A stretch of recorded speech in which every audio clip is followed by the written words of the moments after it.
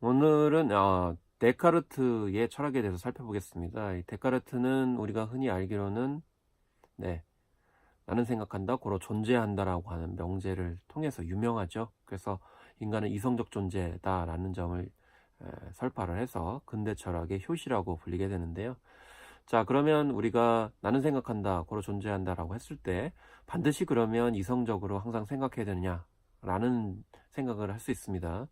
그것은 결국엔 독창적이고 주체적인 사유만을 뜻하는 것이냐라고 질문을 던질 수도 있고요. 아, 뭐 그런 상황에 대해서 과연 우리가 어, 전제를 해야 된다냐라는 거죠. 그럼 데카르트는 결국 우리는 항상 독창적이고 주체적인 사고를 해야 되느냐라고 말했냐라는 거죠. 데카르트의 방법서설이라는 책을 보면 반드시 그렇지는 않았다라는 겁니다. 그래서 판단을 유보하거나 잠시 정지해야 될 때가 있다는 거죠. 이제 그런 경우에는 어떻게 해야 되냐라는 겁니다. 이 데카르트의 방법서설을 보면 이런 대목이 있습니다. 이성이 나에게 판단을 유보하도록 명령하는 동안에도 행위에서 유보된 채로 머물러 있지 않아야 된다.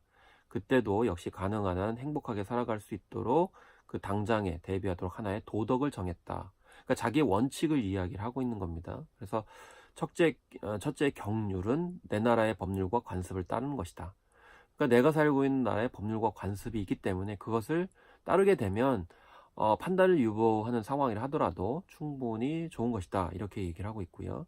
제2의 경륜은 자신의 행동에서 되도록 확고하고 과단성 있게 행동하고 아무리 의심스러운 의견을 하더라도 일단 그렇게 정한 다음에는 매우 확실한 의견일 때 못지않게 일관되게 따르는 것이다. 그래서 확고하게 과단성 있게 행동을 하게 되면 그것에 대해서 계속 유지를 해야 된다는 것이고요. 근데 이 점을 나는 어느 숲속에서 길을 잃은 여행자에게서 배웠다. 이렇게 데카르트는 이야기하고 있습니다. 여행자는 어떻게 행동을 했기 때문일까요? 그 여행자는 저리로 갔다 이리로 갔다 왔다 갔다 하면서 빙빙 돌아다니며 하면서는 안 된다. 더구나 한 군데에 머물러서도 안 된다. 그럼 어떻게 해야 되느냐? 언제나 같은 방향을 향해 되도록 똑바로 걸어가고 설령 처음에 그저 우연히 이 방향을 선택했다 하더라도 별다른 이유 없이 그 방향을 바꿔서는 안 된다. 한번 선택을 하게 되면 쭉 가야 된다는 것이다 라는 거죠. 왜냐하면 이 방식으로 원하는 곳에 정확히는 도달하지 못한다 하더라도 어쨌든 마지막에는 어딘가에는 도달할 수가 있다라는 겁니다. 그 편이 숲속에서 뺑뺑 돌고 방황하는 것보다는 나을 것이기 때문이다 라고 데카르트는 이야기를 하고 있죠. 그래서 데카르트는 마찬가지로 실제 생활에서 행동하는 것도 똑같다라는 겁니다. 그래서 흔히 잠시 어떤 유예하는 경우에 이 아주 확실한 진리라고 생각을 했을 때 가 아닌 경우라도 어느 것이 가장 진실한 의견인지를 분간하는 능력이 우리에게 없을 때는 가장 개연성이 높은 의견을 따라야 된다. 이렇게 얘기를 합니다. 그러니까 확실하고 진리라고 생각이 들지 않는다 하더라도 이건 가능성이 높은 것이야 라고 하는 것을 선택을 해야 된다는 겁니다. 자, 그 이후로 나는 이 경륜에 따라서 흔들리기 쉬운 정신의 소유자 즉 좋은 줄 알고 정견 없이 해버린 일을 나중에 잘못했다고 생각하는 사람들의 양심을 언제나 어지럽히는 후회와 양심의 모든 불안감에서 해방되게 했다. 이렇게 얘기를 합니다. 그래서 뭐 이런 거죠. 그렇게 했어야 되는 게 아닌데, 후회스럽네. 이런 사태를 방지를 할 수가 있었다는 것이죠. 어떻게 했을 때? 가장 개연성이 높을 때 말이죠. 네. 나의 제3경륜은 운명보다는 오히려 자신을 이겨내도록 세계의 질서보다는 자신의 욕망을 바꾸도록 힘쓰는 것이었다. 이렇게 이야기를 하면서 세 번째의 원칙을 이야기합니다. 그러니까 자신을 스스로 극복하고 자신이 통제할 수 없는 것에 대해서 후회하는 것들을 줄이는 것이 필요하다는 거죠. 그래서 일반적으로 완전히 우리의 능력 범위 내에 있는 것은 우리의 사상 밖에 에, 없다고 믿듯이 자기를 습관 들이는 일이 굉장히 중요하다. 따라서 외부에 있는 것에 대해서는 최선을 다하고도 성공하지 못하는 것은 우리 모두에게는 절대적으로 불가능한 일이다. 이렇게 얘기합니다.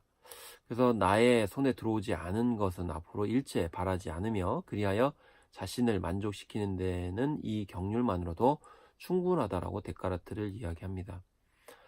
왜냐하면 우리의 의지는 원래 지성이 어떤 방식으로 가능하다고 제시해주는 것만을 바라는 것으로 다음 사항을 확실하기 때문이다. 요컨대 아무리 좋은 것일지라도 우리 외부에 있는 것은 모두 똑같이 자기의 능력에서 멀리 미치지 못한다고 간주한다면 태어나면서부터 지녀야 할 좋은 점을 지니고 있지 않다고 해서 자신의 잘못으로 잃는 것이 아니라면 우리는 그것을 유감스럽게 생각하지 않게 된다는 거죠. 예를 들면 중국이나 멕시코 왕국이 자신의 소유물이 아니라고 해서 유감스럽게 생각하지 않는 것과 마찬가지라는 겁니다.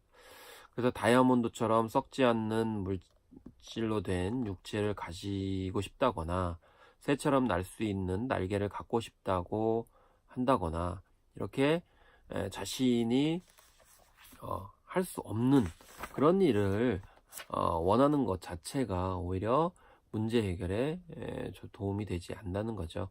그래서 나는 만사를 그러한 각도에서 바라보는 습관이 생기기까지는 오랜 수련과 자주 반복되는 성찰이 필요했다 이렇게 얘기합니다.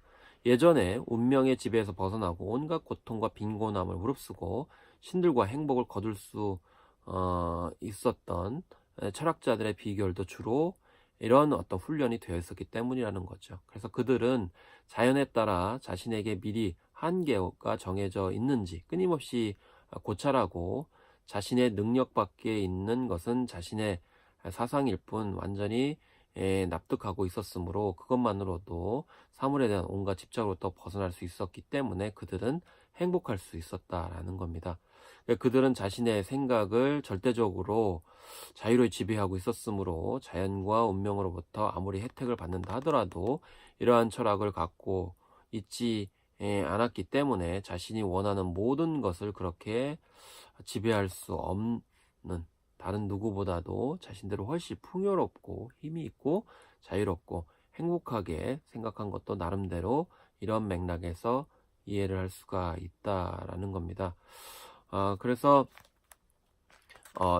이 대목에서 우리가 알 수 있는 것은 무엇이냐면 우리가 가질 수 없는 능력, 가질 수 없는 사유 이런 것이 외부에 존재한다.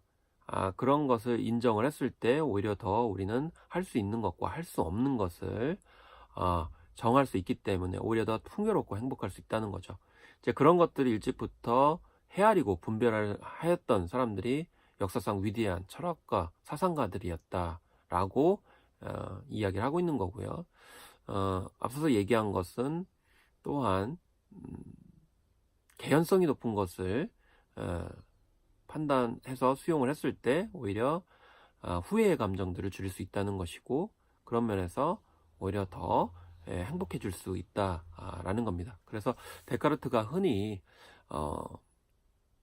주체적이고 자율적이고 뭐 혼자만의 그런 생각과 사유를 한 것처럼 보이지만 그렇지가 않다는 겁니다. 그래서 내가 사는 어떤 사회와 나라의 법률과 관습을 따른다거나 가장 개연성이 높은 선택을 한다거나 내가 스스로 할 수 있는 것, 할 수 없는 것들을 분별해서 판단하고 행동했을 때 오히려 우리 스스로 자율적인 이성을 발휘하지 않을 상황이라 하더라도 행복하고 풍요로울 수 있다는 것을 데카르트가 방법서술이라는 책에서 이야기하고 있음을 우리가 알 수 있습니다.